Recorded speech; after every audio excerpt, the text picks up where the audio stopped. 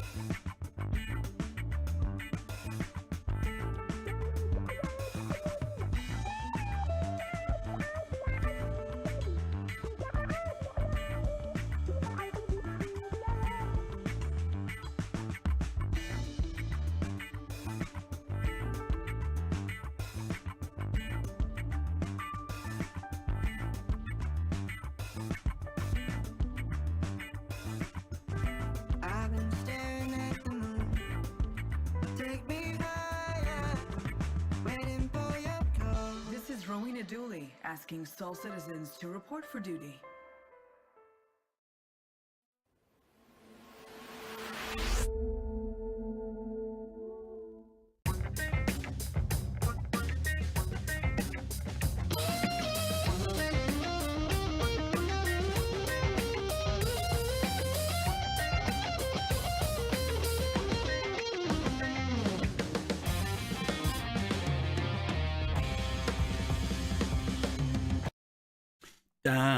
I hit the button too quick. Hey, what's going on, everybody? Griffin Gaming RPG. Welcome back to Soul Voices. Today is Saturday, November the 19th, and we are in day 2 of the Triple IAE. I want to welcome everybody. I shouldn't say Triple IAE, it's IAE 2952. I want to welcome everybody who's here today. Thank you guys so much, excuse me, as always, for joining us for our afternoon conversation. I want to give some shout outs there. I see Dark Knight, Pops in Space, DK Bassman. What's going on? I like that name. I'm a musician, so that definitely hits me in the right chord. Citizens VAR, what's up? What's up? Good to see everybody here as folks slowly make their way in. I know a lot of people are out at the convention, checking things out. Today is, of course, one of my favorite days, which is Origin Day. Which is cool. You know, my camera's in a weird spot here. Why am I so chopped off down at the bottom? I have to get my marketing in so you guys can see my shirt. Otherwise, I've paid money for something that's not doing good. There we go. Anyway, yeah, this has been the beginning of IAE, so a lot of fun going on there. String bass player, you met my wife and I at the Bar Citizen. Oh, in Naperville. Yeah, I remember you guys. I didn't know you were a bass player, though. I'm a bass player, too. We have to talk later. I'm a Geddy Lee fan, so you'll know Jaco Pastorius, a whole bunch of other people, but we'll talk. Anyway, as I said, Triple IAE has started. Yesterday was Drake, and very interesting. We got a little bit of lore as to Drake, and I guess Drake is trying to kind of set a new image, or maybe present a different image of their company. So I think it's interesting that they opened this year, of course, them opening with new ships as well. The Corsair finally got to be flyable. A lot of people seem to be very happy with it. They've also introduced their little ship, the little cutter, as a starter. They've entered into the whole starter package thing. Which, you know, I really never did think about the fact that Drake never really had a starter. People always kind of defaulted to, you know, the Cutlass Black. It's kind of like kind of how we look at the Avenger as the step up for Aegis. If you want to get a good starter, we've often said that about the Cutlass. But now they actually have a starter ship, which is very, very, very cool. So yeah, I'm you know, I have to say this. They did a great job with IAE this year. I don't know, it has a little bit different feel this year to me, a little bit, I don't know, maybe it's just me. Last year kind of seemed kind of ho-hum. But this year it was nicer. Also, it was nice because they didn't put any of the concepts out on the floor until the event. Because last year they put the Vulture out early, and I think that took some steam out of it. You know, I'm glad that they just let us just walk around the convention center and that was it. But they did put out just the ships that we already had in game. So I think it did keep people interested with coming back on day one, or actually every day, to see their ships. So anyway, hope you guys are managing your money well and being good stewards of your money. If you're buying things, make sure you're doing it because you're supporting the cause. Don't get caught up in the hype, because this show is going to be about the hype. We're going to talk about the hype. Matter of fact, 2 of our topics today are based upon, I'm going to get your opinion about hype, and then I'm going to share my opinion about some of the hype in relation to Star Citizen, buying ships, all that good stuff. So BBG, good to see you there. Fast Cart, good to see you there also. So let's jump into it, because we've got some topics that I want to talk about. The first topic is a topic that some of you may be aware of and some of you may not be aware of. And it has to do with what's called the Chairman's Club. Some of you guys know what the Chairman's Club is. The Chairman's Club is basically when you reach concierge level in the game, if I'm not mistaken. Is that right? Or do you have to just spend $2,500 to get to Chairman's Club? I've forgotten now. I know concierge is 1,000. Is that right? It is. Okay. All right, DK Baseman. So which one is it? You hit when you hit the 2,500 mark, or 1,000 mark, or when you 1,000 mark? Yeah, 1,000 mark. Okay, that's what I meant to say. Thank you, Fast Cart. Okay. So once you hit 1,000, you get into the Chairman's Club, and then after that, is it 1,000? Okay. All right, you guys are saying 1,000. Okay. All right. So if you hit 1,000, yeah, okay, $1,000, you get in the Chairman's Club. Same thing as concierge. Okay, thanks guys. I'm zoning out. I got a lot of stuff on my mind today. And there are supposed to be benefits to being in the Chairman's Club. One of the benefits, let's see if I have it nearby. I do. Okay, this kind of goes back, guys. So just kind of bear with me here so I can give some background. Other than just saying, oh, you spent $1,000 on the game. Also, there were some perks. One of them was supposed to be you get your own newsletter. The Chairman's Club members get their own newsletter. And it gives you a little information about stuff that's coming up. Chairman's Club also gets certain perks, such as clothing. Let me see. Hold on a second. I don't know if my headset is going to reach far enough for me to get this. Yeah. There we go. All right. There's certain merchandise that we get. Stuff like this. I don't know if you can see it. This is a Chairman's Club polo. Now, mind you, you don't get this stuff when I say get. You have to buy it. But you notice there's the Chairman's Club logo. It's like a little lion head or chest head or something like that, okay? But you get stuff like that. And then we have our own store of items that you can buy. You guys have seen the drinking set that they sell, where they sell one that's also for the Chairman's Club, costs a little bit more money, has a little bit more stuff to it. You got stuff like this little metal card. I don't know if you guys can see that. It was your ID card with your number on it and all this other stuff. It was a whole bunch of little perks, right? And most of this stuff is merchandise based, right? I mean, most of the stuff that's in there. One of the other benefits of being in the Chairman's Club and going concierge is at CitizenCon, they actually would create what is it called? like bars, like they were areas of lounges. That's the word I'm looking for. They would have lounges that you could go to. So if you were a certain level, let's say you were I was gonna say Grand Master, but it's not the word. But let's say you were the Grand whatever it's called, right? There would be a bar area just for you to be able to go to and hang out and meet other people. The Grand Marshal, thank you. You guys are so helpful today. Thank you, Citizens are. If you were Grand Marshal, you'd have a certain bar area. And then if you were the next level after that, if you're a wing commander, you had a level area bar and everything. So this kind of gives you like little perks, right? To make you feel good, right? For which you've spent to invest in back into the game. And so I saw this post on Spectrum, and it was called Chairman's Club Communication. And whether you're a Chairman's Club member or not, love to hear any thoughts you might have about this, because I want to put the information behind this so you'll know what was going on. But here was the statement that was made, and this was made by OreginalVideos, okay? He says, I know you get into the Chairman's Club by spending a lot of money, and I'm not even against receiving these types of emails or anything. But why, whenever I get a Chairman's Club email, it's always CIG trying to sell something? I mean, is there any other benefit besides buying stuff or being in the club? I mean, at least make all ships available to purchase all year long or something like that. Just some other benefit besides, hey, this is for a sale email. At least if ships were available all year round, the benefit would be availability. Okay. Now he gives a suggestion for one particular thing, but I want to kind of take this and expand it a little bit more, because I will admit I've noticed that when I've gotten Chairman's Club emails, for the most part, they're about, marketing some type of physical item or something along those lines. And it's okay. It's okay. I don't mind that. The little exclusive tidbits are nice memorabilia to bring on as we continue with the process of this development.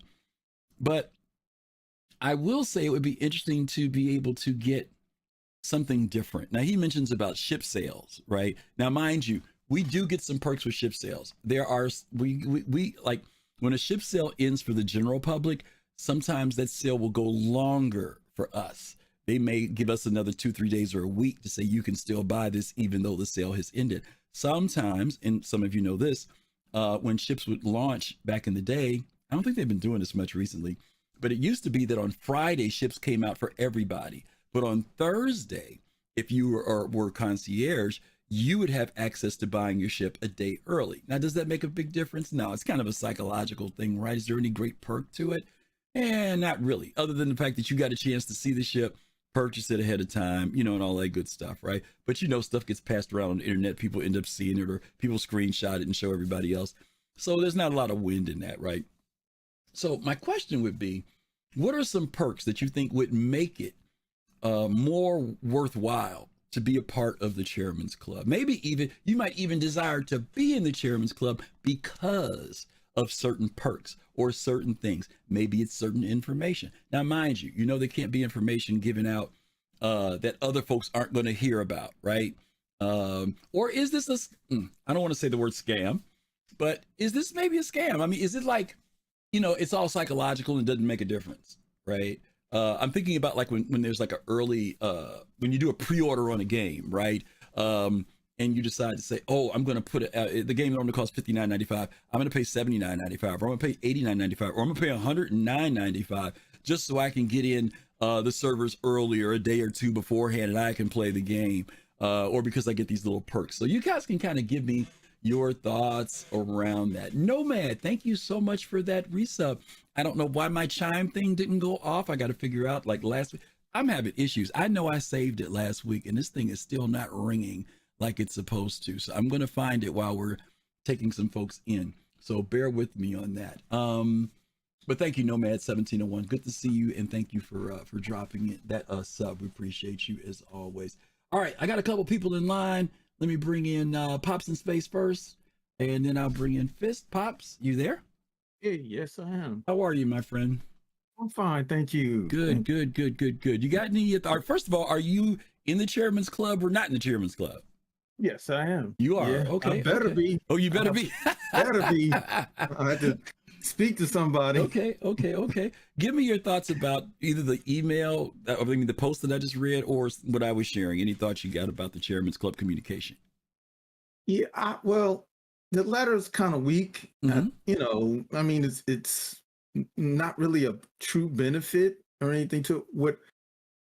Oh, you mean the letter? You mean the Chairman's Club letter, not the post? Okay, I got you. Okay, it is kind of weak. Okay. Yeah, it's kind of weak to me. What I would like would be something maybe that we get a day in advance. I know we just going through this whole leak thing, mm-hmm. but maybe if we got something on the lines of maybe a day ahead of time about a ship. It doesn't necessarily have to be a ship for sale. Mm-hmm. It could be a concept. Maybe, how they do in the they do a sneak peek. Yeah. Right. Yeah, I got you.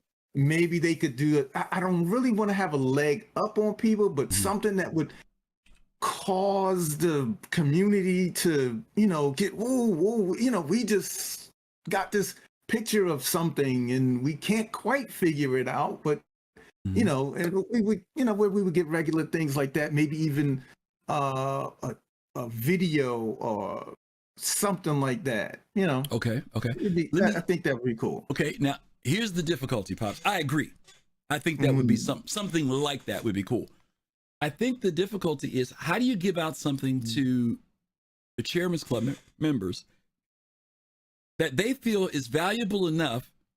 Or is there a scenario where I can give you something and within 1 hour it's not on Reddit and all of the exclusivity disappeared now because somebody else in the Chairman's Club posted it? Wow, that's. I mean, that's where my difficulty is. I agree with you. I think what you're suggesting is great. I'm just trying to figure out what could be done that me as a member and you as a member, we say, oh, that's really cool. You know, whatever it is, right? Like, okay, for example, some of you guys may not know this. Packages are often still available for members in the Chairman's Club. Mind you, that's still spending money. But there are, like, normally they'll say you can only buy ships up to like maybe a Connie or something, and that's it. We might still have 2 or 3 or 4 or 5 of the packages that are always available to us, right? So like something like that, Pops, nobody else can get to. You know what I mean? The regular backers can't take advantage of that. How do we do something that we present other than the spending money thing? And of course, information, I'm wondering, like I was thinking about like what you just said a minute ago, okay, the idea of the cutter and stuff was coming out, right? Right. What could they have given us that would have given us a little bit of ooh, but not so much that people on the other side, I don't know, because people on the other side can be kind of funny, and I don't mean this in a bad way. People, let me give you some history, because you weren't around back when Evocati started. When they started Evocati, there were people who barked about Evocati because they felt that Evocati, we were all supposed to see the game, right, while they're working on it. When they created Evocati, there were some people who said, hey, how come those jokers get to play the game early, sometimes a month ahead of time, and we got to sit back and wait for it? Okay, I'm just saying. I'm just saying. That was the feeling about it. All right. Let me give you another scenario. Then they made it so that if you were a concierge or a subscriber, you got to be in wave 1. So then there were people who said, hey, so now you got to pay extra money to see the game. I thought we were all supposed to be able to see the game at the same time. You see what I'm saying? The question becomes, how do you avoid that? I'm not saying whether their feelings are right or wrong. I'm just saying, what do you give the Chairman's Club members that feels valuable, right? Meaningful, that also is still fair to the other people? Okay. Discount maybe? You buy, maybe 20%. I mean, we get that. Subscribers get that one, right? Maybe the Chairman's Club. Hey, think about it. Subscribers get a discount of up to $50 or $100, depending on if you get the 10% discount or the 20% discount. Or the 20%. Right? But what if people got an extra coupon, or I don't know, you get a coupon or something that I don't know, like. I don't know. I'm trying to figure out something. You know what I mean? Like, they give us 2 tokens for buybacks. You know what I mean? Now they do that. Good. They started doing that this year. They give you 2 tokens. Okay, so that's something kind of nice, right? Right. But I don't know. I like what you said. What they could do is I know the flares eventually come into the game, a month? What is it, 30 days? 30 days, 90 days or something like that. Yeah, something like that. I think it's 90 days or something. What they could do is give us a flare that won't come into the game. Other people will get it, but maybe give us 3 to 6 months on a flare. If a new outfit, so that way when you wear it, it's you're going to create questions to people in the game. Okay. And they're gonna, like, where'd you get it? Well, I got it because I'm, concierge. Okay, or they could give you something that's bound specifically to your account. Like how when people go concierge to get the top hat, right? Right. You think that they could create flair that is exclusive for Chairman's Club members, bound to your account, which means you can't give it to nobody, right? Yeah. Oh, I see what you're saying. And it keeps it a little bit more exclusive, right? Yeah, maybe a color, maybe certain color. particular color. Yeah, some or certain paint. Mm-hmm. Oh shit, paint. That's right. It's a lot of things they could do, but I know one thing absolutely that will this will never change. It's never gonna stop the people from complaining. Those people Okay. are gonna come. I don't care if we got in-game toilet tissue. They're still gonna have a fit. They'll still want. They're gonna still have a fit. All right, Pops. Okay, those are All good right. suggestions. Yeah. Thank you, man. Okay. He said no matter what. That's funny. All right, let me bring you a Fist to face. Where's he at? That's fast card. I'm grabbing the wrong one. All right, there we go. Fist, how are you? How y'all doing? Good. All right. Good. What you guys were talking about, I don't know if there's any way to really, like make people feel fair. In Okay. this, Okay. because it doesn't feel fair like that in real life. Okay. Right? Yeah, in some cases, yeah. You know what I mean? Yeah. And I get that. I mean, it's kind of whenever something is exclusive or whatever, obviously it's a general feeling that you're gonna feel like for those that don't get it, they're gonna feel left out. I mean, it is what it is. Yeah. I'm reading Citizen Czar's comments. Says, if I was spending 1,000, 2,500, or 15,000, us jokers deserve something. I'm less concerned about how everybody feels. I'm being honest. Okay. I'm just being honest to that extent. Now, don't get me wrong. I'm not saying I'm not empathetic to those that aren't, because I was once in that position who didn't have it. But I understand, though. Okay. You know what I mean? I understand, being out there, and you're like, okay, well, all right, well, what's the benefit of? Because I thought for me when we came into the game, well, what's the benefit for me going to concierge? Okay. Right. And I saw that, being able to have concierge, there's certain, ships that you can get access to when, IAE comes around. You're able to buy certain things at War Bond, so on and so forth. Okay. Which is a benefit on that end. But here, let me jump back to the forum post, because the forum post, that's his point. He says, how come everything we get got to do with buying something? Is there something else the CIG could give you as a Chairman's Club member that would bring value? And we said information's kind of a tricky spot, right? Pops gave that suggestion of like an extra sneak peek, is there something beyond spending money that CIG could give you that would make you feel like, oh, this is some nice perks?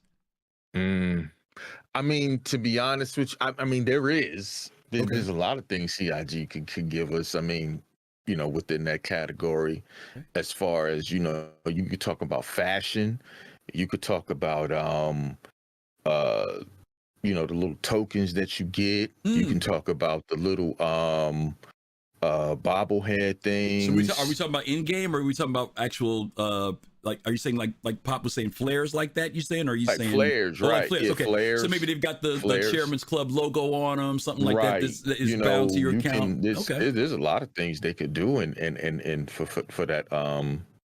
What about the Chairman's Club logo or paint job? Like when people see your ship, you know what I mean? You got that Chairman's Club logo on, you know what I mean? Exactly. Something like that, right? There's a lot of things that they could do. That's practical. Like you said, a decal, put, like you just said, on your ship, or the jackets, right? We do like we get jackets. We could get the jacket. That's the Chairman's Club jacket. As you start to, I mean, you can even think about your Moby glass. Like, I mean, you don't even think about stuff like that, like how your Moby glass may look. Yeah. You might get certain colors where you might be able to customize the look of that. Yeah. To do that they could give you access to. I mean, there's a lot of things that they could do. Okay. When it comes to that. Cool. All right. In my opinion. I agree. Okay, those are great suggestions. Those are all really cool. That took a build on what Pop said, especially when you talked about the logo and decals. I'm really digging that. Okay, Fist. Thank you, man. Thank you. Good stuff. All right, let me bring in Fast Cart here. FC, you there? Yeah, I'm here. How are you doing? Good. I'm good. I know you already heard the topic. I want to read something that Covery Fire mentions here, because this is in the game. Covery, I don't know if it's everywhere, but I do know that there is one. He says, add a Chairman's Club lounge at every major station. And I do know that I know it's at one of the landing zones. I don't remember if it's at every one of them. Is it a Chairman's Club or talking about the Mile High Club? No, there's a Chairman's Club. There's a Mile High Club and a Chairman's Club. They're at R Corp. And I think that the Chairman's Club, does anybody remember where that Chairman's Club is? Is it on R Corp as well, or is it on Microtech? But there is one in the game. I just don't know if it's everywhere. It's at Orison. Thank you. Orison. Thank you, Sparks Mix. Thank you. Sparks, thank you. Okay, so yeah, there's one in Lorville too. Okay, thank you, Citizen Var. Okay. Yeah, go ahead, FC. What's your thoughts, man? So I think we already get. I'm reading the post. So you said anything besides buying stuff. I think we do get a lot of stuff. It's just not advertised well. Like we get our own Chairman's Club page, and we get our customer service. We get our Why don't you elaborate on what those are in case people don't know? Because some people who are even Chairman's Club members may not even know about that. Okay, yeah. So we have our own Chairman's Club page. I don't know if I can link it without it just account/concierge, and it lets you know what your status is and gives you all the advantages that you have, and it lets you it lets you download a certificate that says you are a chairman. You get a complimentary soundtrack. And it lets you know how close you are to the next tier of the reward. And also get the access to the exclusive Chairman's Club store. Yes. And also, like, I'm talking about the customer support. Yeah, you get a priority customer support. So whenever you put in a ticket, they'll answer you quicker than if you want a Chairman's Club. Yes. Let me go to what the author of this post said, Fast Car. Is there anything non-money related? Without spending money, is there something you would like to see that, CIG could provide to you as a member that to you that would be a perk? Well, you know what you're not gonna talk about. See, but the thing I'm saying is that we do get a lot of perks that we don't have to spend more money on, because if you don't have a package. And you're a Chairman Club member, you don't have to have a package. You can download Star Citizen and Squadron 42 when Squadron 42 comes out. Okay. And there are plenty of perks. It's just they're not advertised. And matter of fact, I put a link in Discord. I can put the link in Twitch chat so people can see what those perks are. They're just not advertised. Okay, please do. Okay. So there you go. Now here's one I will run past you because you'll remember this. At one point, CIG did things where they invited you to come to the studios and had the luncheons. Remember that? Yeah. Now they haven't done that in a while. A couple of times, or at least one time. Yeah, they haven't done that in a while. Now there were pros and cons on this, folks. Okay, because what happened was you got invited to come to, if I remember correctly, it was the LA studio. Right. You got a tour of the studio, and you got to have lunch with them as well. Of course, it was limited in seating because there's only so many people that could come.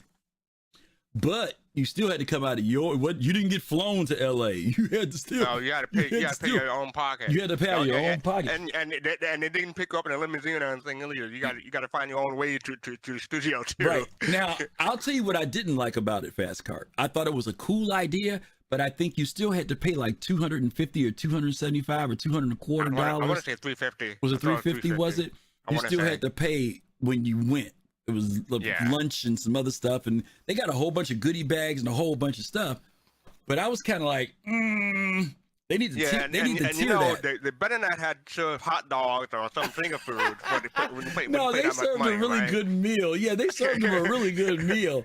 But I was like, man, maybe y'all should tier that. Like, how like we have the different levels, like the Grand Marshal and all that. Maybe if you spent this much money, then you put in 100. If you spent this as money, it's what I'm saying. If you spend 15,000, I think they were trying to weed out people. That they didn't want like 100 people showing up. They just wanted like 20. But you can put a limit. You can put a limit on how many people can come. That's easy. I mean, the dollar amount doesn't have to do it because you could have a lot of money and be a maniac. I'm saying I wish they had tiered it in such a way that says, and I don't know, maybe this is wrong because I don't want to make it sound like we're spending. Well, if you're spending subscriber money on subscriber stuff, who cares, right? But I'm just saying, Yeah, see, that could be a problem too. Because I was gonna say, if I spend $10,000 and I still got to pay $200 to come there and eat, Right. Yeah. I'm like, I mean, I might do it, but I'd be like, what's the perk in that? Well, the perk is I got to go do the tour. Well, yeah, but you can also get lucky and do the and tour you got to for meet free. Chris Roberts too. But you can go. You can go to the convention and do that, and you can go get it too. You and I both been on tours. Yeah, you can go do the more tour. Intimate. Yeah, intimate into your wallet. Okay, intimate into your wallet. I will say one last thing is that this person seems to want more perk, and I've already said what perk we get, but we don't want to run the danger of creating like, pay to win, stuff like that. No, So I don't think he's saying that. I don't think he's saying that because he's really big on this deal about saying that whenever I get the newsletter, it's focused more on me spending money than something else. And that's why he said communication. This is Chairman's Club communication. I think it's the fact that when we get that newsletter, and again, I think it's a tightrope because it's not like they can give us any information they can't give to the public. You know what I mean? It can't get like to that point where, oh yeah, by the way, there is such thing as a Origin 400. You know what I mean? Because even if you do that, it's still going to get to the general public.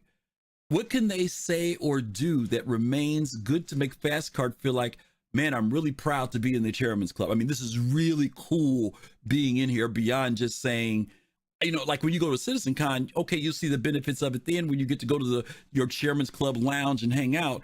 But the other 11 months of the year, is there anything else that they could do? Now, yeah, is it nice to have a forum that's for the concierge? Yes. Is it nice to say that you can have the place where you can still have access to buying ships? Yeah, that's nice too. Is it nice to get a printout certificate? Yeah, that's nice too. But I've spent $10,000 and I'm also subscribing. What else can they do? I like the idea of the virtual stuff because it doesn't cost them anything other than time. It does cost resources and time. But I do like the idea of, even if they produce a certain, like let's say they remember the Zeus flight suit that came out. Yeah. Let's say they produce that same suit, but Chairman's Club members get the logo on the breast. So something like that. They don't have to create nothing exclusive to us, but something that recognizes us in the community, right? And when people see us, say, oh, dude, you got a Chairman's Club thing. That's kind of neat. That's like the Top Hat does for people who are concierge, I don't know if you remember, but back when Alexis Lightnick was running the support staff and everything like that, they used to reach out and have like polls or questionnaires for people to fill out. Yes. They'll say, oh, how can we better serve you? Yes. They haven't done that in a while, as far as I can remember. They did it. So they did it about a year and a half, 2 years ago when they first talked about revamping the whole Chairman's Club thing. And they came out with those new products and stuff, but it really kind of fizzled. And I really wonder, CIG, if you all should consider hiring somebody, CIG, specifically to deal with concierge and Chairman's Club members, CIG, because we know it's a lot to do. But I think if there was somebody who's dedicated to managing that, and maybe not they do. Not just one person, you need like a team. Because how many concierge people you think there are now? Oh, true. By now, yeah. True. I'm just saying, maybe it's one of those things that's like you said, back when they were much smaller, they were able to do that. But maybe the growth of the company and the community has said that has dropped down on the priority list. Maybe their intentions are there to keep that going and make it something that's practical. And I know it's very difficult when the game is not out, if you know what I mean when I say out, right? Very difficult to put all those resources to a game that's not really where it's supposed to be. And at the same time, have a community who's asking for those things also, It's a tough situation, but those are good suggestions you gave. I like that. I guess my final point is we do get a lot of perks and that we don't have to pay extra money for. So you just got to know where to look. Yeah. So that's my 2 cents. Those are good. All righty. Thank you, buddy. All right. All righty. All right. Let's bring last but not least in Admiral Kusanagi. We're going to jump to the next subject. Admiral, how are you, buddy? Hey, how's it going? Good. You've heard all the wonderful deliberations and thoughts and comments. What you got? I got three things written down on the on my little page here. I do want to touch base with Pagan's Linux Geek. He's talks about having a special hangar. I think that's like a cool idea, and it kind of goes along with what I'm thinking about, anyways. So the first one I want to and people don't know, like right now, Concierge has access to ships that are currently not available right now. So right now, the Kraken and the is available for cash, and both the normal version and the privateer, and you can only see those if you're Concierge. You could also get like additional paints, like there's the paint for the new I like to call it the slug, but it's the the cutter. Mm-hmm. But besides that, there's a couple things in game we already have right now Mm-hmm. that we're being spoiled. Mm-hmm. When you think about why would an Aurora pilot, a brand new person, be able to spawn into a luxury like condominium in Microtech? Why would that happen? I think that should be like based off of concierge level or how much money you want to spend on a condo, purchase price. So that's one thing.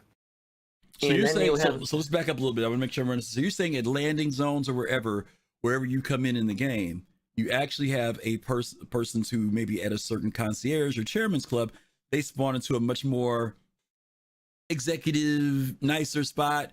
Everybody else kind of comes up in the budget Holiday Inn easy hab, something like that. Yeah, exactly. Like, why wouldn't that be? I think it's an interesting idea. Interesting idea. Okay. And that's a perk. It's in game, and they just like that's where they spawn. I mean, no one spends a lot of time in there right now because you don't have to shower and stuff like that. But eventually, it's going to be in the future. Okay. And maybe you want to maybe you'll be able to invite some people in there and have a drink and and go about your day. Nice. Also, like I get people like want to wear these concierge emblems and stuff, but like a lot of people don't want to wear their gold suit and they don't want to wear their gold rifle because people are just going to follow them around and be like, oh, I'm going to just shoot this person and take what they have. So what about having the capability to have like interiors of ships have like a concierge level at whatever that place is you get we're going to get Cousin Crow's. Say you go to Cousin Crow's, and because you're concierge, you have a different selection. You can like make like a gold, toilet or something like that in your place. No one gets to see that if they're outside the ship, but when you walk in, it's a special like upgraded version of that ship that nobody else has because you're concierge, and also based off a level. Okay. So I kind of think those would be really cool things where it would make people feel appreciated. And have that like realm of luxury without really showing it off because you're not trying to get, we're all flying around trying to be not getting into too many fights here if we're not really looking for it. So I think that'd be kind of a good way to go about it. Okay I think those are all very cool. I love the one with the hab thing. I think that's me, I'm a snob already, so you hit it right on the head for me for that one. Yeah. So I like that. All right, Admiral, thank you. Those are all great suggestions. Okay.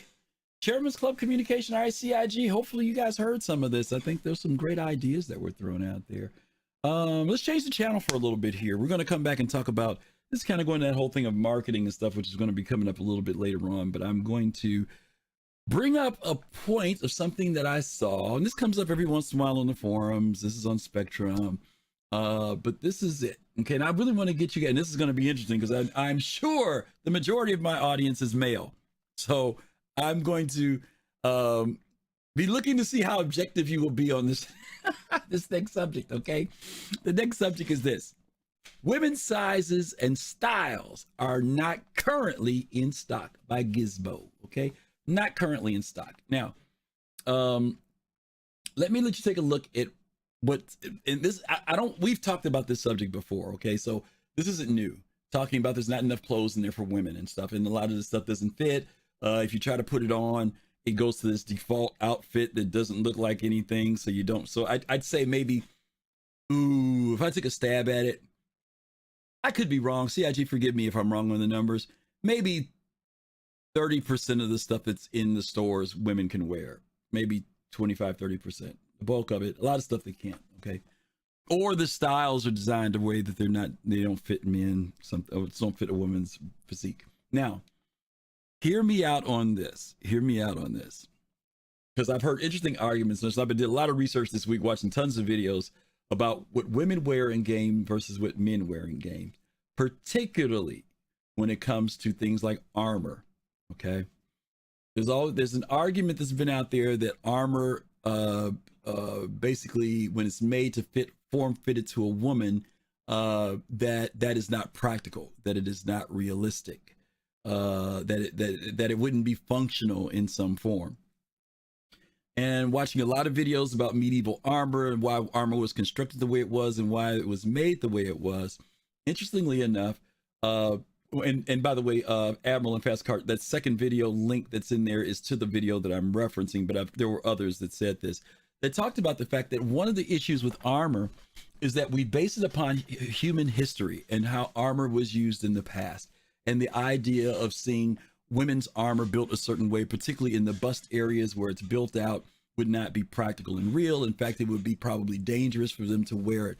And the reality of it is that they say, first of all, no, it wouldn't be, because men's armor also was not made the way most of us conceive it.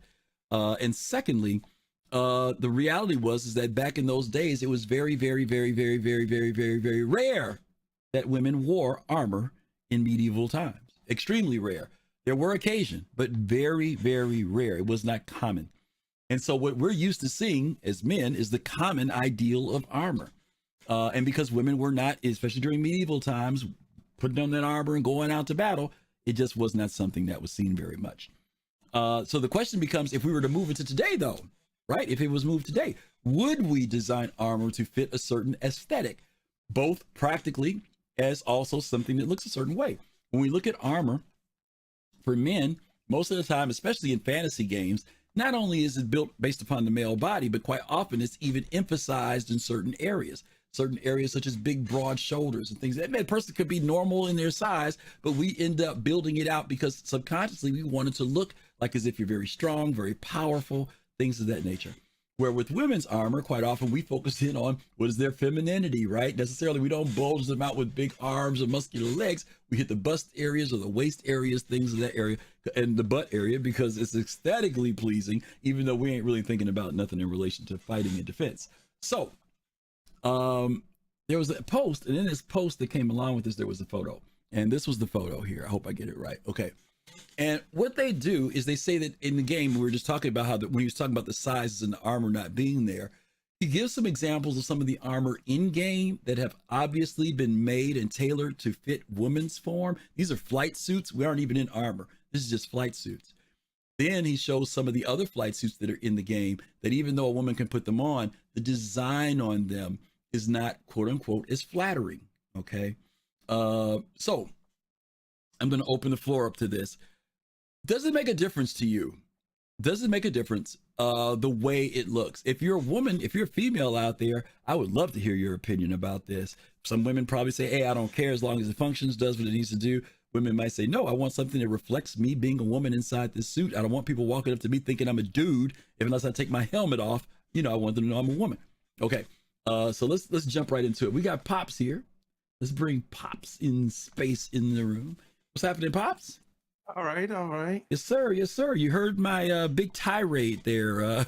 What are your thoughts on this thing about women's clothing and women's suits, and should they look a certain way? Give me your thoughts. I believe, in my opinion, this is all my look on it.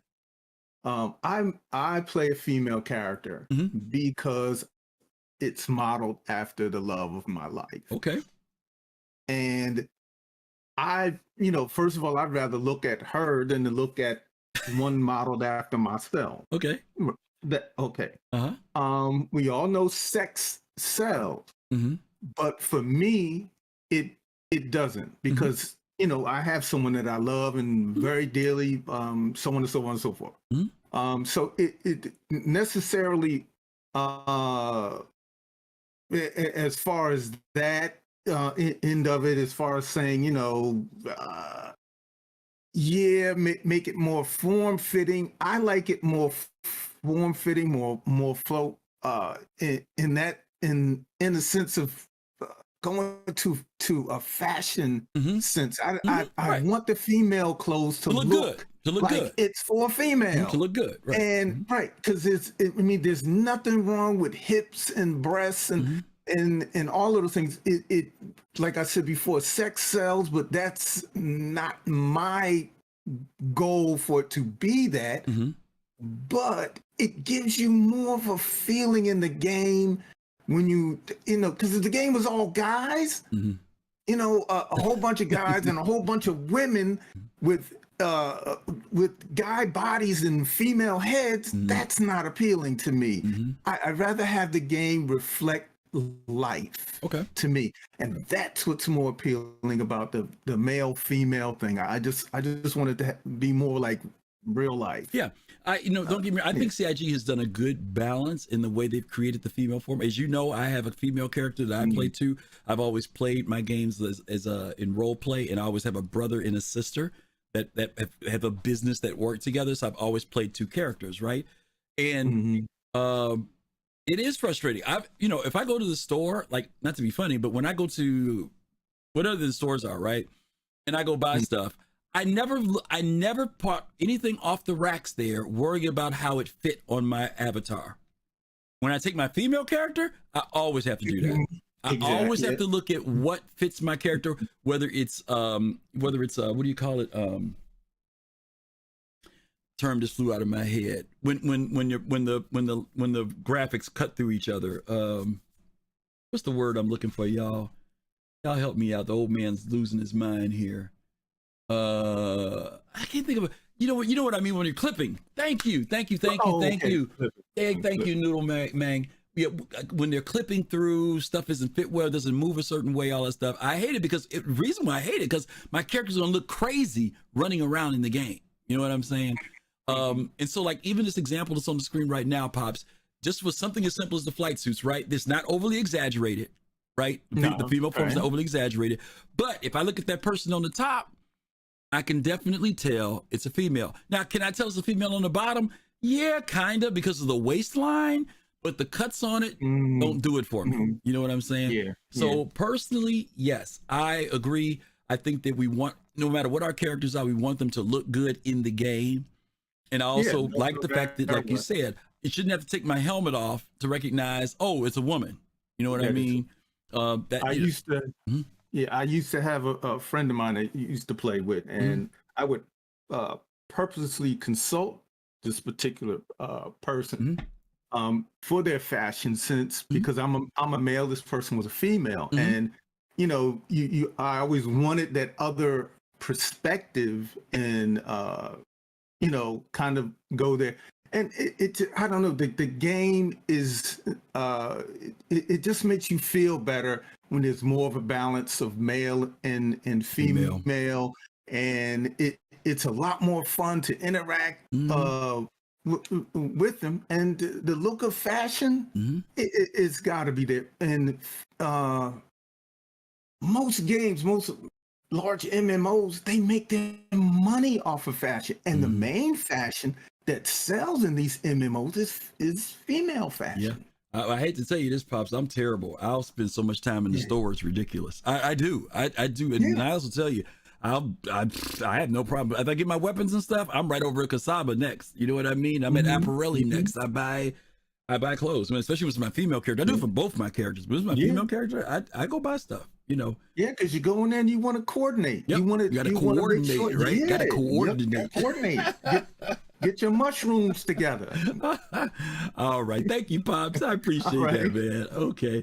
Let me bring in Fist. By the way, you guys can come in and join. The link pops up. If you want to come in and give your thoughts and opinions on what we're sharing, please feel free. This is open mic, one-on-one. You guys get to talk and share with the community what you're thinking. Fist, what you got? Okay, so I'll echo what Pops is saying. I like to play, female characters because I do it, my fashion minds after my fiance as well. But I also have to say that I do it also too as a troll mechanic. Okay. Because whenever you get killed by me, you got killed by a girl. I'm just playing. That's cool. But no, but it is a troll mechanic because sometimes you're in an elevator. I've had it sometimes in a game where actual dudes will come up and they'll start to talk to you, and then they'll look at you, and then they should not get on the mic like, "Hey, what's up?" Yeah, I know. Missed the head up. It missed the head up. Yeah, exactly. Yeah. It is the funniest thing, and that too. But as far as fashion is concerned, I do agree. I would like to see it's nothing wrong with having something in the game, like you said, that's form fitting. and stuff like that. You know, we all know the female. Let's go back a little bit. Yeah, let's go back a little bit too, because I wouldn't want to deal with that term form fitting, because people can take it the wrong way, right? Right. Form fitting means just something that fits the form of the body.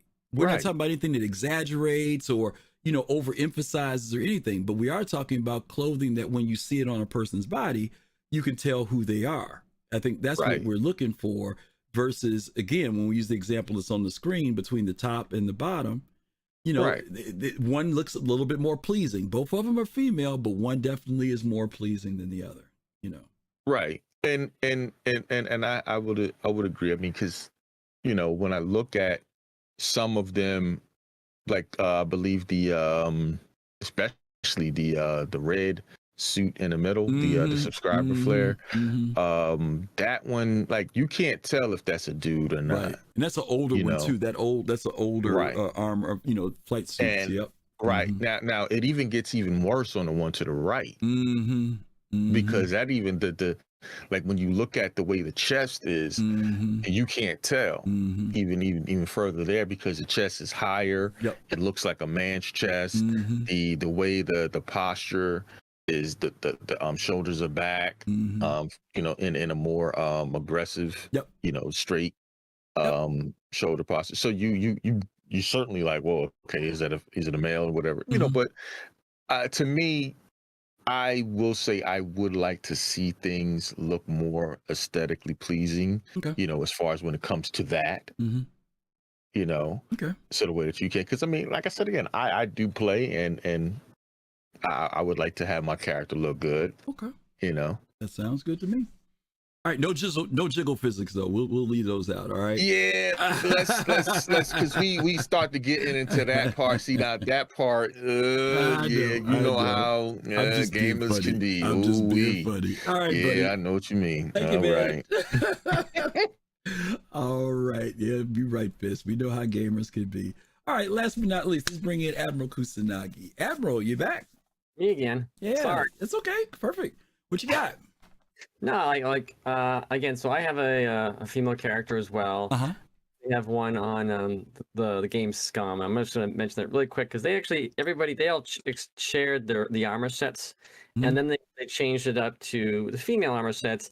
And what they did was, for that armor, they actually made it more like the current U.S. military armor for women, where you know, it's a lot shorter on the waist, and it's just more. It actually fits way more, I guess better. And in terms of Star Citizen, I think that they're going that way here a little bit. You got the top models, which, you know, on the ends, I think that look pretty good. And then it's funny, because you talk to a lot of women. It's like, what's their most favorite item piece of clothing to wear? They're like, you know, yoga sweat, you know, pants or something like that. So to say that you can't have like skin tight clothes for activities like this is kind of wouldn't really apply, because they actually kind of do prefer it, and I certainly enjoy putting them on my female character. So, but besides that, I think, you know, not just the armor aspect we're talking about, is also just like, yeah, I kind of expected it to be big flowy dresses, and, you know, it's kind of like the Starliner commercial, like the picture when they were going up the steps, and like, you know, you see women there in ball gowns and stuff like that. And I think that's what a lot of women just like really like would love to be able to go and have like an actual, you know, plethora of clothing options to wear at different types of events, whether it's hunting, you know, bad guys, or whether it's just hanging out at the bar at Microtech or someplace else. So so I want to go to something that Roz is saying on YouTube, saying that the game is a long way to go overall. The gaming is going to be moving and I agree with you. You know, in the beginning, it's just like the hairstyles, right? Admiral, in the beginning, there was kind of like creating this unisex look, right? That's what they said it was supposed to be, was a unisex look. And there are a few styles in that group of hairstyles that are kind of more toward what a woman would probably wear. But I think what's happened is the game has grown, as you just mentioned about clothing. We do want to see it expand. We want to see the variety expand. I remember when we got Orison, we were excited that there was some new clothing that was coming, and they did try to implement more female clothing. They brought heels in and some other stuff. But I also know that there's a lot of stuff that we haven't seen yet that I think could expand it even further.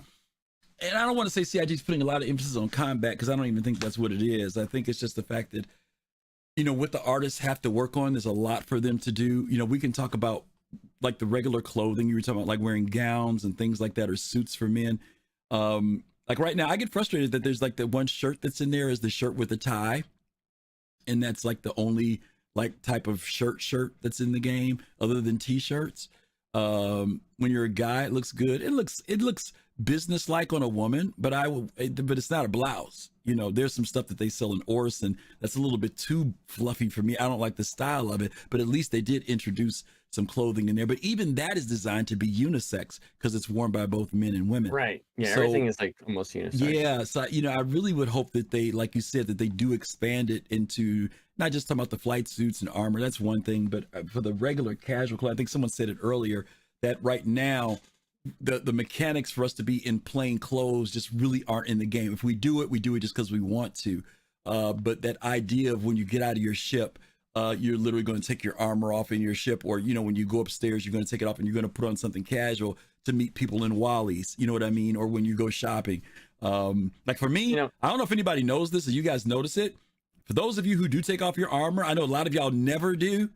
You run 3 times faster with no armor on. If you want to run around and buy your stuff, you run around way faster when you're wearing regular clothes than when you're wearing armor. So in case you didn't know that, you might want to check it out, because trust me, you run past people in armor in no time flat if you're wearing regular clothes. you know, and what is, you know, clothing? It's the expression of how you want to show yourself to, you know, society. So, you know, also I think there needs to be a way to, you know, to do your makeup, to change your hairstyle. Because these are like expressions of, like, you know, just it's Friday night, you know, you want to go out, or you're gonna, Soul Citizen is gonna have a party at, you know, at some bar in Star Citizen or something like that. Like, oh, I have to get, you know, I have to change my character and try to see if I can do that and do this. So Yeah. I think maybe something like that will come along, and I think it's, you know, it's eventually much needed. But it's good when they kind of can switch us around so that women feel more comfortable buying stuff that's you know, appropriate for their characters, and for those who are using a female character as well. Yeah. I see something Citizen Var saying here. He says, I have zero interest in carefully stocking closets in every physical location. What a waste of time. I will say this to you, Citizen. I can understand that for some players, they don't care about it. And I don't think every player should have to care about it. But I will tell you this. There will be a time when things will be limited in relation to space. Right now, CIG, and we've seen this happen already. Remember before we had like unlimited inventory where you could carry as much stuff as you wanted to? That's going to whittle down. The amount of stuff you can carry on you is going to whittle down more. That's already there to a certain degree. But eventually, your ships will have to be stocked. And you will be very conscious of what you stock on those ships. The lockers will only hold so much. Whether you decided to bring an atmospheric suit versus a cold suit versus a hot suit might make all the difference in the world. And so I don't think you should have to be like a completely crazy inventory management thing, because I agree with you on that, because I do play games where there's, you know, you just spend literally hours in inventory management. You got to create the balance in Star Citizen that says, I want to be able to get out and go and do what I want to do. But it also has to have the element that says, I need to plan what I'm going to do and be smart about what I do.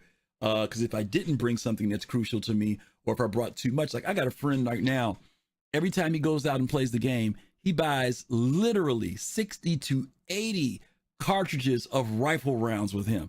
Not because he's going to be playing for the next 4 or 5 hours. He just automatically loads up with all that stuff. That's going to come to a screeching halt. Eventually, they're going to be like, you can only carry eight mags, and that's it. Because physically, your body and what you have on you is not going to let you to do that. And people who are used to loading up with 20, 30, 40 different things, they're going to find out, nope, you better go stock your ship up and put those other 10 rounds on your ship that you needed, and 10 rounds on this ship. Make sure all your ships have what they need, because physically, you're going to carry so much stuff in the game. And that's going to be coming eventually. So that's going to have to be more of a planning thing.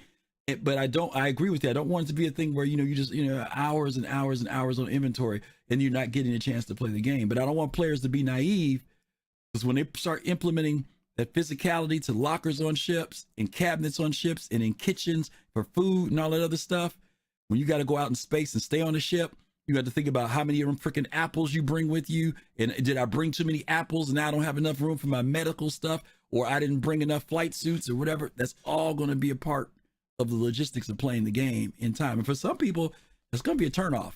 It will be, because some people aren't going to want to do it. But I think CIG is going to have to balance it so that people who want to come into the game and play within a reasonable amount of time can do it. And at the same time, people who want depth in the game also get that out of it as well.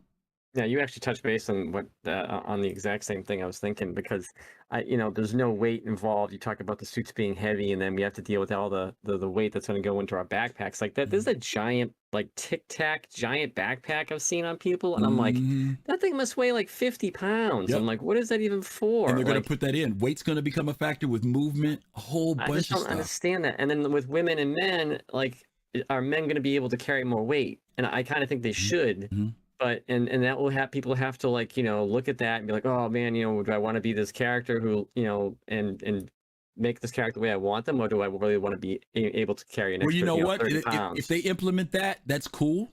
As long as they implement the other side of it that says women have more dexterity or can move around faster. And see, as long as you offset it in some way, that gives you a pro and con, just like any other game, right? Well, if you're going to take it, if you're going to do this, if you go for female, maybe there's something there that they do better than men do, and vice versa. I mean, there's a lot of stuff that they could do, but like you mentioned about weight becoming a factor, oxygen suits. They've already told us that your suits are going to be limited on how much oxygen you can walk around with. You're not going to be walking around with this infinite oxygen anymore. That's going to start running down again. It was in there at one point. They took it out of the game. You used to get like 20, 30 minutes out of that, and then your suit, you choke if you didn't take your helmet off. There's a lot of stuff they're going to implement into the game eventually. I'm going to move on, Admiral. Thanks again. Thank you, buddy. Appreciate it as always, man. Good stuff. Good points. I like that. Okay, gang, let's move on to this next one, because I know this next one you guys are going to want to talk about for a while. I know we're going to have a conversation about this, okay? And this is the question that I came up with, okay? And I titled this Star Citizen Marketing, a Love-Hate Story, okay? So I'm going to show you guys a video. So just bear with me while we watch this video. And then I want you to tell me what you like about the video, what you don't like about the video. And then we're going to talk about a picture. Okay. So take a look. And some of you have seen this already. For those of you who haven't, just bear with. If you have seen it, just bear with me. Okay. Here we go.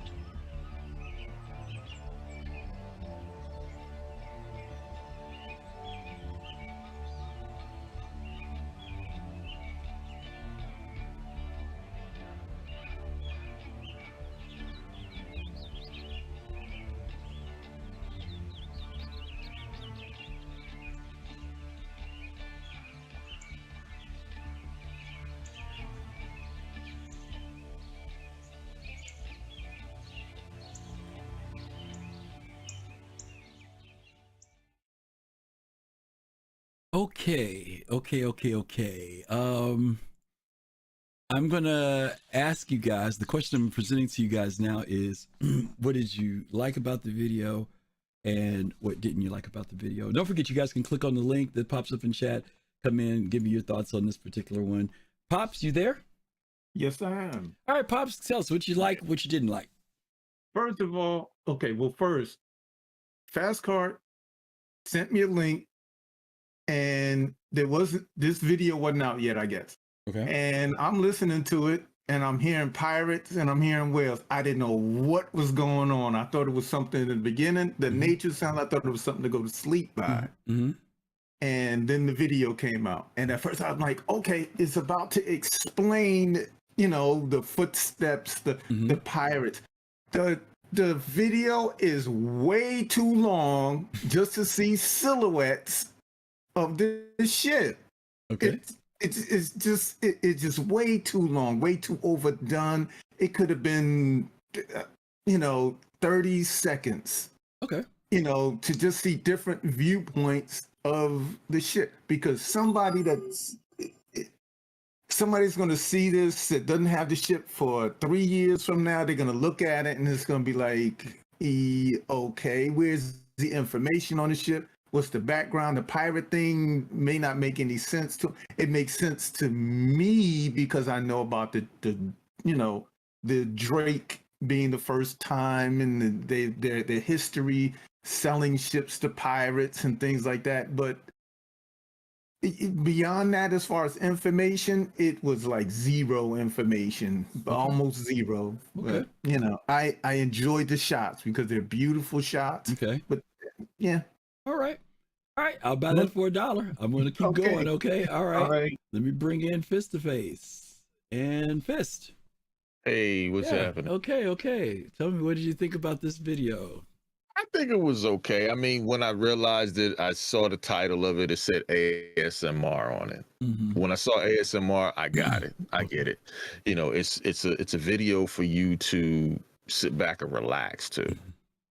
And I think it's cool. I think it was okay. Okay. Okay. If it's somebody who wants to put it on and look at it, or while they're studying or whatever it is, I don't know. Okay. It's up to them. So let me go with okay. You know what? I'll leave it there because I got Admiral coming in. I didn't think anybody else was going to come in, so I was going to ask a question, but I'll let Admiral come in and then we'll go from there. Okay. All right. Thank you, brother. Okay. All right. Admiral Kusanagi. Oh God, I got like a big question or something. Yeah. What did you think about the video? Pros and cons. Okay, pros and cons. So I mean, I liked it. I actually did like it. I don't have like a. I'm trying to think if I've ever used like one of those things you go to sleep with, but I fell asleep with something like that before, and I'm like, oh, that's relaxing. Uh-huh. I thought the whales was kind of a good kind of words, I guess, if you could say that. Mm-hmm. Of course, it just threw me right to Star Trek 4, and I'm like, ooh, like yeah, like they found the whales. And then I did like the fact when they were kind of like inside, you could hear them just like moving from one room to another room inside the ship. I thought that was kind of cool. Okay. Maybe it was a little long. I didn't get to see Amaranth walk around the ship, so I was like, how could this be an ASMR without Amaranth or someone like that? So. Okay. So I don't really have any cons per se because they're just showing like different angles of the ship and stuff like that, and what you could do. All right, so let me ask the question. Since you're the last man in, I'm going to ask you this question: is this video? Pops mentioned two things. Pops mentioned one thing, and Fist mentioned another thing. Pop said, "Where's the information?" Fist said it's ASMR. My question is this video made to sell the ship? Is it made to sell the ship? I think it's made to. There are plenty of videos that CIG does at the end. It says, "See your so-and-so dealer," blah, blah, blah, blah, blah, blah, blah. This one didn't end that way. Is this video intended to sell the ship? I think it is, but I think what it's really designed to do is to sell an experience that you might you might be like yearning for, just to be going out there and just trying to experience the verse. And because most of the time, we're not in battles and stuff like that. And like there was a comment earlier about like, oh, it's gonna take forever to do this. I'm like, this game is about time. It's about the time, how much time it takes to do stuff. And when you think about like, do you want to spend that time exploring and parking your ship here and looking at a sunset in a ship like this? In a way, it is selling the ship, but it's like selling you the experience that the ship helps to bring. Let me share a story with you. My wife, when I first met her, she had a Toyota Celica, a black convertible Toyota Celica. Very nice car, brand new, slick, everything, bells and whistles in it. And when she got the car, I remember what her car note was for it. It was her first car that she bought. And as we were trying to prepare and figure out our finances and everything else, conversation came about her going to buy this car. Why'd you buy this car? What made you buy it? You know what her answer was to me? I liked the radio. I mean, that's a good reason. I mean, there's wait. Of all the things that the Celica had to offer, she liked the radio. Now, it's her money, okay? No problem with that. To Pop's point, and that's why I asked you, was this made to sell the ship? This gave no indication of what this ship does, other than some implied things. I didn't see an interior shot. I don't know what it looks like inside. Nothing. Do I go buy a car because I like the radio? Or do I take it for a test drive? Do I look around? Do I lift the hood? Do I check it out? Now, I'm not saying that there aren't people who don't buy them because of the radio. I'm just saying, go ahead. You can put what? I was just going to say, you could put any ship into this ASMR, and they could do the same thing, same shots, same everything, and they're still trying to sell that ship on what how it makes you feel about this ship. And someone said that in the chat. Somebody said they're selling the experience and the atmosphere. Yes.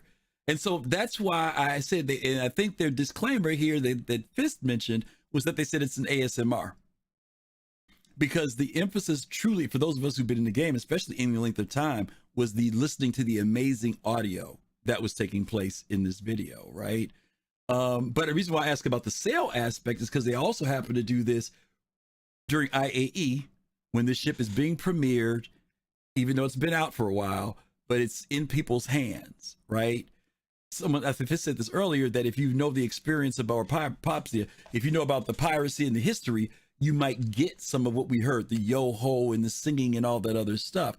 If you know the background on the ship, that it's supposed to be an explorer, the fact that they were going through the area with the whales, the fact they were going through the broken area with the space station and all the relics and stuff, you'd get that.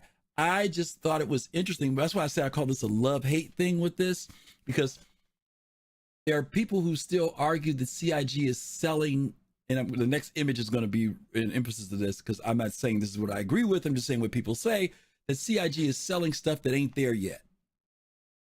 They're selling visually the vision of where we're supposed to go versus what's in the game. If I came in the game right now, would I see half of these scenes?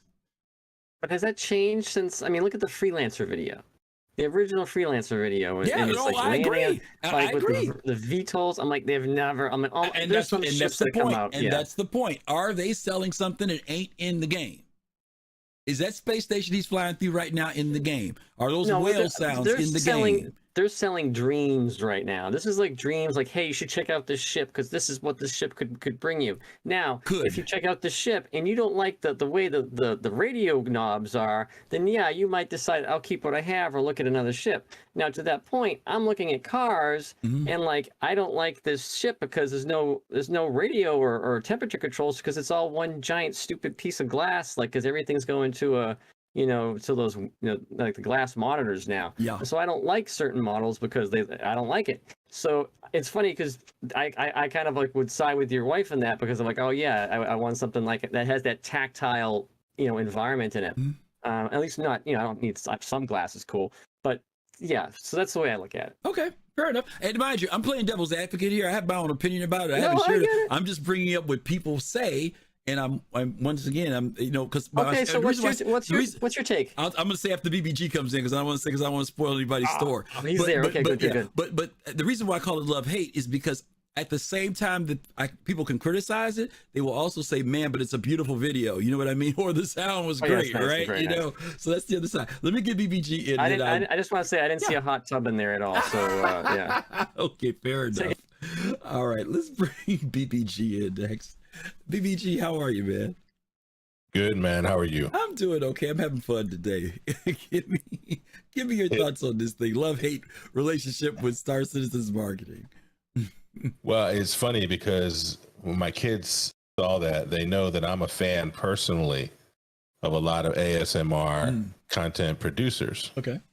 And so they saw this video and said, hey, ASMR, that's your thing, Dad. And then one of them asked me, can I do that in game with that ship? And I said, you have to be very careful about how you answer that question. Because yes, actually, you can be in that ship, but there are scenes in that video where you may not be able to do all that. And other videos, including the most, the first Jax McCleary, Corsair and Pyro, that type of stuff. Right. So, for me, and the way that I've shared this is because one of the ways to really get people interested in Star Citizen are its commercials. But the way that I've always described it, well, not always, but certainly in the past few years, have described it is these commercials are both going to show you what you can do and what they're asking, come dream with us, that we're trying to do. Okay. Both at the same time. Okay. Right. And so, and different commercials, to Admiral's point, different commercials are doing that at different levels and with different levels of efficacy. Right. If you saw the freelance commercial and you got off on the VTOL thrusters changing on the side, you're going to be disappointed. That's a disappointing commercial for you. Yeah. If you got off on the reunion part 1 and part 2 and thought, man, that MSR is as maneuverable as the Millennium Falcon in the movie, and then you get in, you're going to be disappointed. Right. Even though I love my MSR, it don't move like no Millennium Falcon yet. So let me ask you a question. Do you own a Corsair? I do. Okay. I like it already. I don't. When I watched this, it made me start thinking about getting one. Now, I'm not going to get one. But they showed it off in such a way. And mind you, I was joking around, not joking, but I was stating earlier about they gave no information about the ship in this video. There was no interiors. There was no seeing the cockpit. There was nothing about the sleeping areas or the dining areas or the loading area in the back for cargo. They gave a different kind of information. Right. But subconsciously, I know that stuff's there. You know what I mean? So I've kind of done that homework for me. I've done that homework. And knowing all that and then looking at the ship, I was like, this is a cool looking ship. But you know what? When I went back on the inside of it, I don't like it. I think it's cool for the Drake aesthetic, but it's not me. You know what I'm saying? Right. I love the asymmetrical design. The exterior of the ship is beautiful. But when I walk inside and see that army green and that yellow, I'm turned off. That's just me. But I like it for Drake. Now, somebody who doesn't know the game, what's their approach to this to you when they see this? Is it to sell it, or is it to get them curious about the game? Or is it a little bit of both to you? So if this is the first thing somebody saw. I'm a guess. You just told me about IAE, and I went to the website and I saw this yesterday because you told me about it. Yeah, I think that what this does is allow you to ask a lot of questions, but also allow you to see a lot of quality. Okay. And I think it creates an environment where you can imagine there's a universe here to inhabit. In fact, when I do that, I haven't done that for this IAE, but when I have done that before, people see this and one of the first questions they ask is, all right, so that's what it looks like in the commercial, but what does it look like for real in the game? And what's, as you can imagine, the smile that I get on my face. And it's rewarding to say yes. It looks just like that in the game, right? Yeah. No, you play. That's the asset. Yeah. That's the asset. Mm-hmm. And they go, really? Mm-hmm. Because there are so many.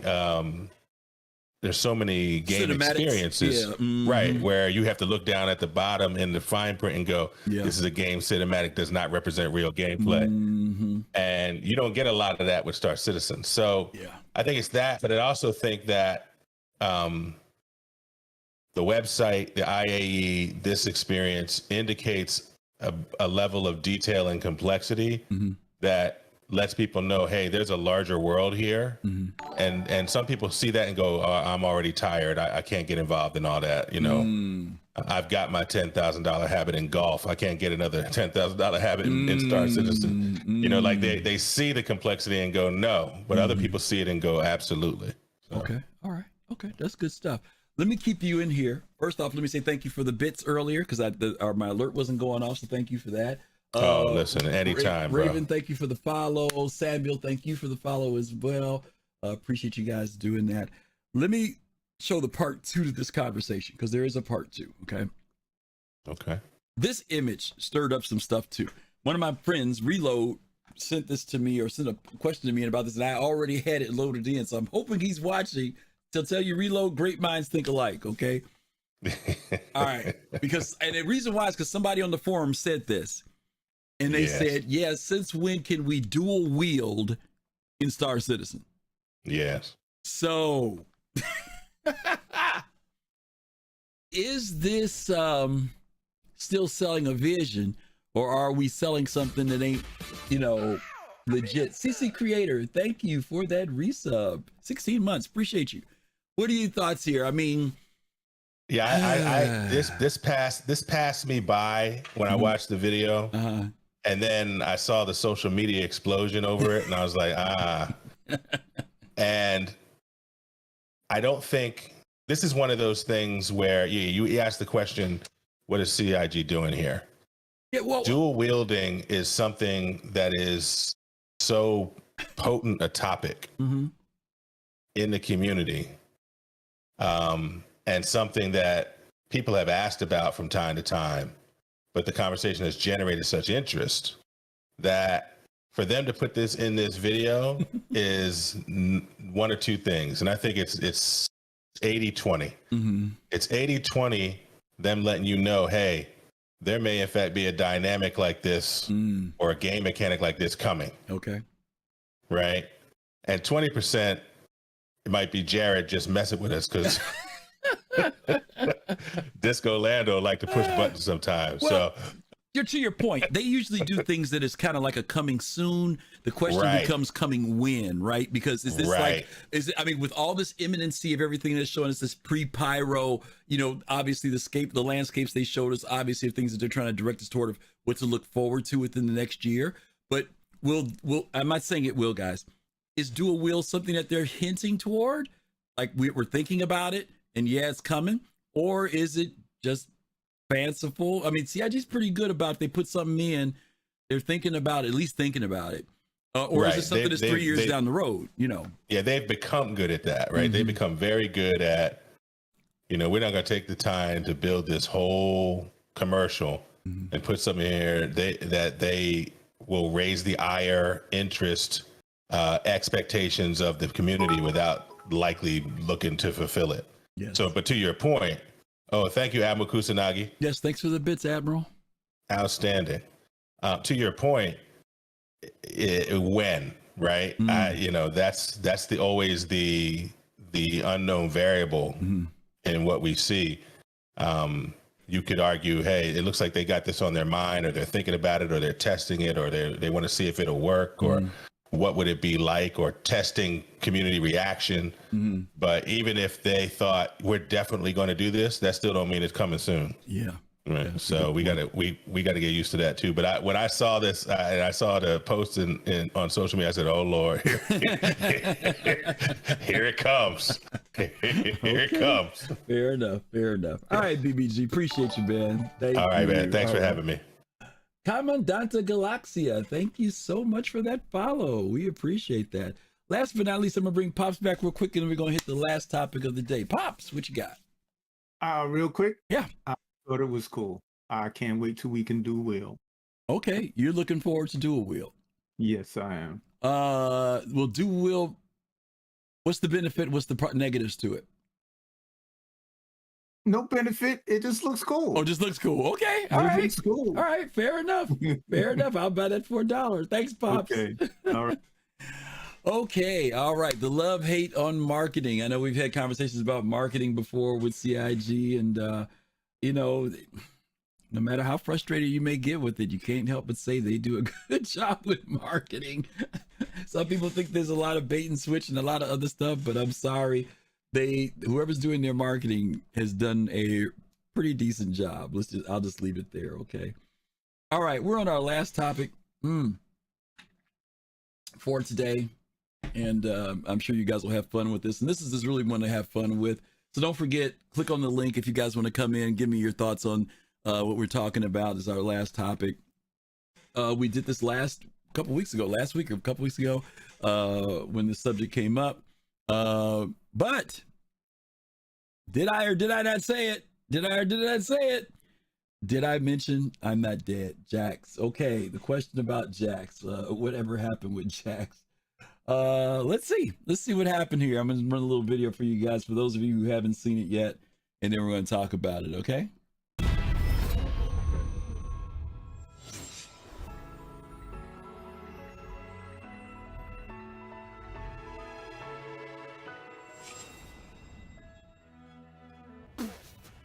What in the unholy hell? They think I'm dead? Unbelievable!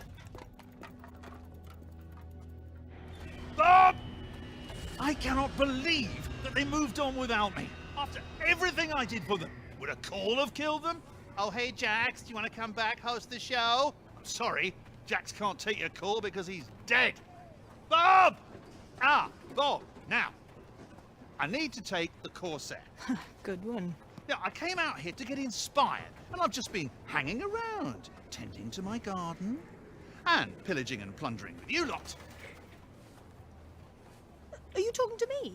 You don't understand, Bob. My bosses have killed me off screen. Yeah, I've got to get back to Stanton. Is this ship flight ready? Whoa! Whoa, Jax! But you can't have my ship. Oh, come on, Bob, you owe me. You stole my Odyssey right when I got to Pyro. But you stole it back. And crashed it. And crashed it. Well, fair point. Did the boys already chop that new Drake cutter? No, I told you I'm keeping that one. I kind of like it. Handle's nice. Bob! Please? No. Well, it's just sitting there. You know what, Jax? Fine. If it'll keep you out of trouble for a while, you can borrow the cutter. Thank you, Bob. I said borrow. Thanks, Bob. Jax! Bye. Don't fly angry! Right. Are we on? Okay, right. Jax McCleary here. Obviously, I'm not dead. Just thought you should know. Looks like we're going back to Stanton. Here we go! Okay. Throttle's over here. Interesting. That does make a little bit more sense. Okay. Here we go.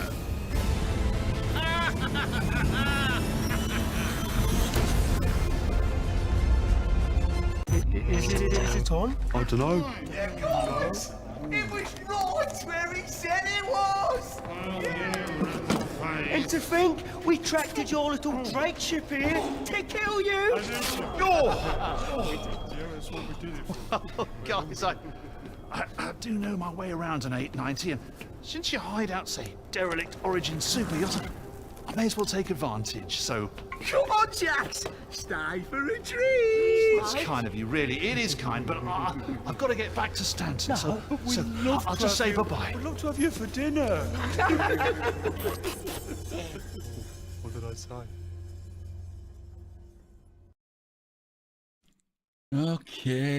Okay. Jax evidently will be coming back. Yeah, let's get some thoughts on this. I'm gonna bring some folks in. We're gonna bring in DK Wildcat. The first time I think DK has been here. DK, are you there? I am. Hey, how are you? I'm good. Good. You got any thoughts about our good friend Jax? So, when I first saw the video, Mhm. and it was just actually not the video, but it was just the little The clip. picture they showed at the beginning Mhm. during earlier, just before the Mhm. IAE. Mhm. My first thought was, I'm wondering if the actor had passed away. That was my first thought. Mm. And then after watching a little while and seeing more things, I'm like, well, I'm a little suspicious that this is kind of a setup. I'm feeling like maybe he's not really dead and something's going to happen. Mm. So I kept my eyes open just to see what would happen afterwards. So yeah, that whole thing's like, is that actor gone or something? Yeah, I didn't even that think was my about thought. that. That's interesting. I didn't even think about it from a real life scenario. They may have been just doing a dedication to the guy passing away. That's an interesting thought. Yeah. Were you surprised when they tacked this video in, or were you expecting it? I guess I wasn't surprised. It is what I was expecting. Yeah, it was okay. What's going to happen here? Yeah, okay. That's kind of what I was thinking. It seemed like somewhat of a setup, and I wasn't convinced he was gone. Okay. But we'll have to see how the other episodes go for the next week then, right? And see where they're leading us with this whole thing. Because it said in the video that he destroyed the Odyssey. So it's like, oh, because I had said, oh, he was going to come back in the Odyssey, but God only knows what's going to happen now at this point. So we'll see. All right. Well, thank you, DK. Thanks for stopping by. I appreciate you coming by and talking to us. Okay. All righty. Let's bring in Pops in Space. Pops, you there? Yeah, yes, I am. Okay, Pops, what you got? Yeah, I mean, this was cool. I like the way they kind of set the whole thing up, giving people the illusion that he had passed. And I agree with DK Wildcat. I thought maybe something happened to the actor, or they were gonna maybe move on to someone else. But then as it got a little bit further on, I'm like, he's not dead. But I think a lot of people felt that way. Okay. The second video, even though I enjoyed the first one, the second video got me a lot more intrigued, because I'm wondering, is this a prequel? Because I'm wondering how he got there. Is this a part of the trouble that he got into with the, that the other people were speaking of? It got me, but it also got me thinking about gameplay. Where you can kidnap someone and hoping that they put things like this in the game, where you can go somewhere and get kind of like, what's that old movie? Boy, you got a pretty mouth. What was that old where you meet Deliverance, that's it. Where you meet these types of people, these in a derelict ship and things like that. I would hope they would bring some gameplay of that. But this was good. It got me really intrigued. Okay. And, can't wait till the other part. Awesome. All right. Yeah. Okay, Pops. Thank you. All right. Let's bring in Fist to Face. Fist, you there? Hey. Yeah. Yes. Hello. Yeah. Oh, okay. All right. Yeah. So I like it. Especially like the second video.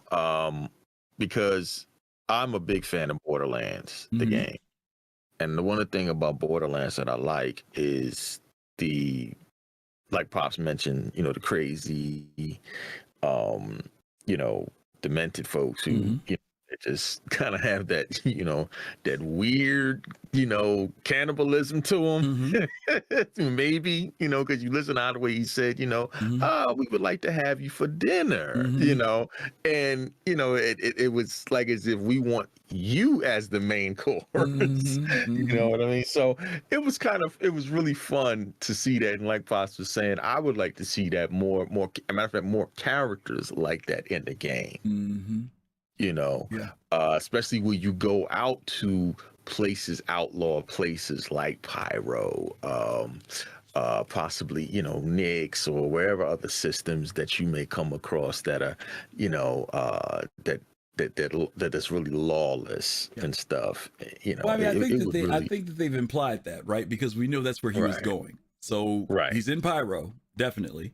And we know that they're the gangs in Pyro, variety of gangs. So I think that, to your point, they're giving us a hint as to what to expect when we go there. Now, whether we're being kidnapped or not, I don't know. But the fact that the gangs were there, he gets intercepted, he loses the Odyssey, he evidently loses the cutter, because I don't get this whole thing of what happened here with these different bandits, because they're on a derelict 890, something we have not seen in the game yet. So they've kind of given us a lot of little things here to take a look at, or look forward to, like you said, when we get into Pyro. I'm excited about it too. Definitely. It's good stuff. All right. Oh yeah. Thank you, man. Appreciate it. Thank you. Good stuff. All right. Last but not least, Admiral Kusanagi. The Admiral is back. Hey, Admiral. Hey. Yeah, what you got? You guys taking my thunder. I think, it's funny because I was a big proponent of him. Like, he's definitely coming back. He's bringing the Odyssey, because that's a snafu right there. So, now he's trying to get back to the Drake Expo with the Drake. We'll see if he's still coming back with it, or if it's destroyed. I can't remember if he said it was destroyed on the 890. But you guys bring up a great point. They're showing outposts. So I think each video they're going to have here, they're going to talk about stuff that's coming up. We've got outposts. They even showed farming in there, which I think today is a recent like spotlight picture or whatever. They showed like farming. And then, of course, the derelict 890. So it'll be interesting to see what other future ones we get in the course of the next week. I mean, it's like, an extra 7-9 days or so. So we get a lot of stuff coming up each day for this. I think we're getting a new video each day. So it'll be really cool to see how far we get and to see how many ships he ends up in, because we're not sure what he's going to come back in. Yeah. There's a lot of, if you read the lore post from what the expectations for IAE was, like they thought Drake was supposed to have something up their sleeves, so maybe he ends up in it. So it'll be interesting to see what happens. Yeah. It's funny, Thursday I joked around about it. I said, yeah, he left in the Odyssey and he comes back in the cutter, I was being funny when I said that. Then when he got in this ship, I kind of laughed and said, oh my God, maybe he is going to do that. I actually thought that maybe, when they showed us the video of IAE and the guy over Drake was talking and the ship was coming down, I was thinking, that'll be Jax, But to your point, I would love for them to leave Jax out there. And just like they had the thing where we had to find the Picos, imagine if they set up something that says, if we find Jax, first player to find Jax in Pyro. That would be kind of cool. Do we the first place a person who finds it, we get a Kraken? I don't know. I'm just saying it would be a cool mission. Just something, because first of all, zillions of people would fly into Pyro to try to find him. Oh yeah. But it'd just be really interesting for them to create some type of game thing that's built around all this stuff we're watching. Don't get me wrong, if he comes back to Stanton and we go back to Pyro because he came back, that would be great too. But I just wonder where this is, because CIG is definitely doing this thing with building story, right, and lore, not just in what's written lore, but these different videos that they put out, starting back with the reunion, and now they're doing this extended thing with Jax.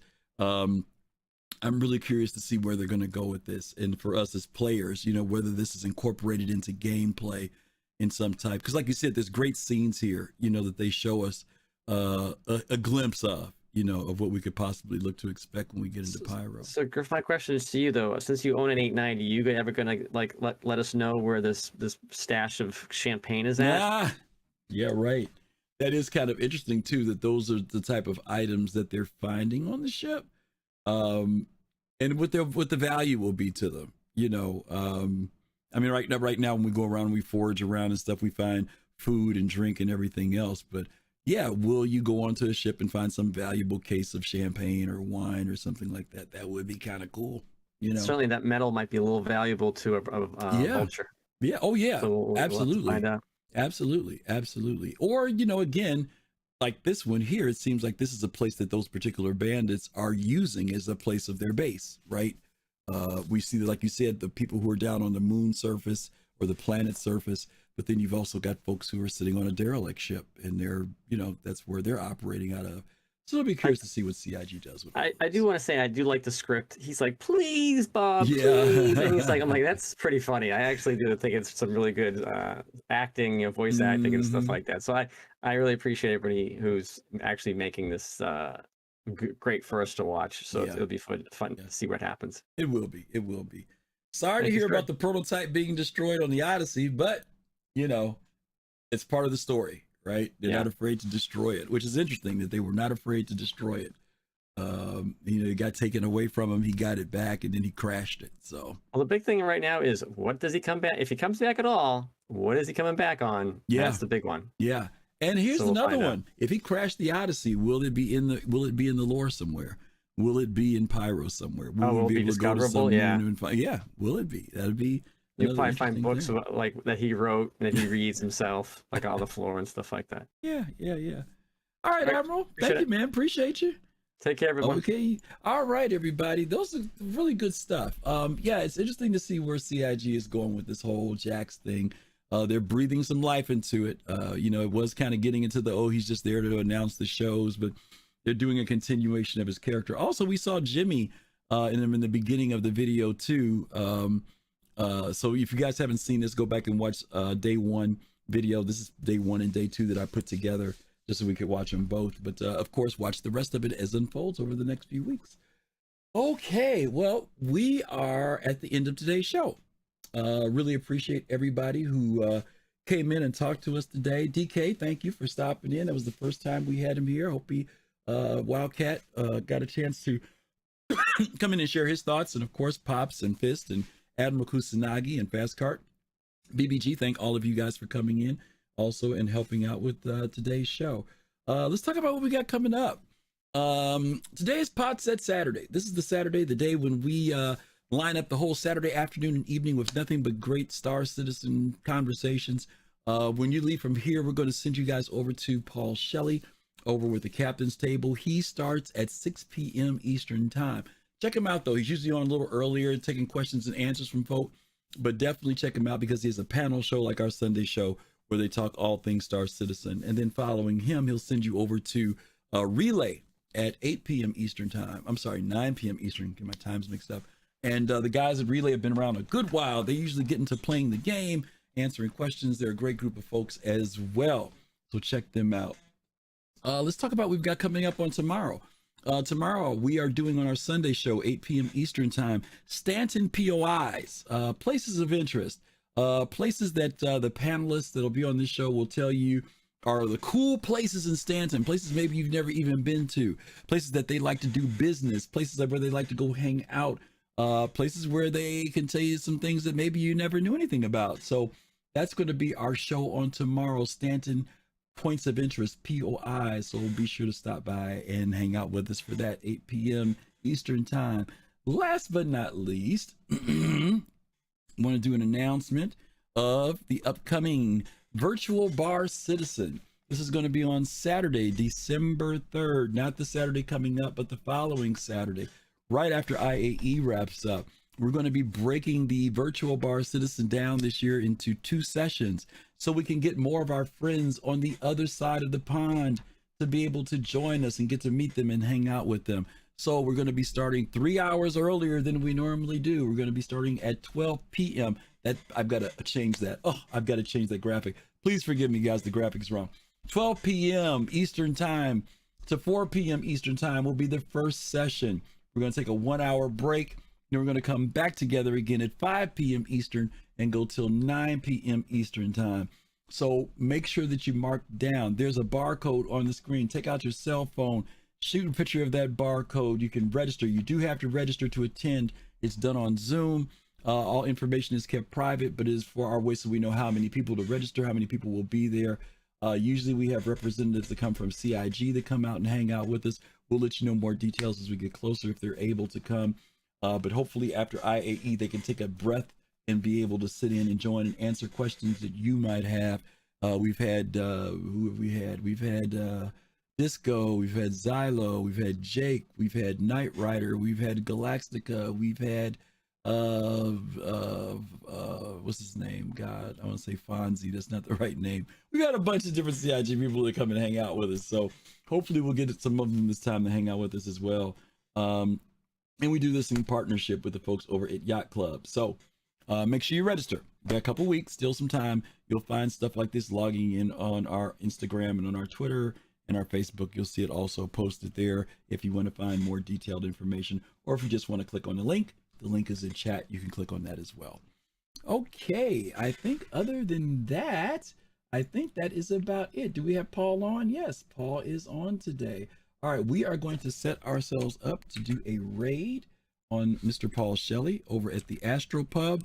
When you guys get over there, give Paul our love. Let him know that you came over from the Soul Citizens. Make sure you go by and check out IAE, especially today. It's Origin Day. Origin, all of you wonderful luxury people, touring people, go over and hang out. Check out the ships at Origin. And of course, enjoy all of everything that IAE has for you for the upcoming week. Thank you guys, as always, for your support, for being here, hanging out with us. And hey, stay safe. Take care of yourselves. And as always, peace, love, and soul. We'll see you guys real soon. See you in the verse. Take care.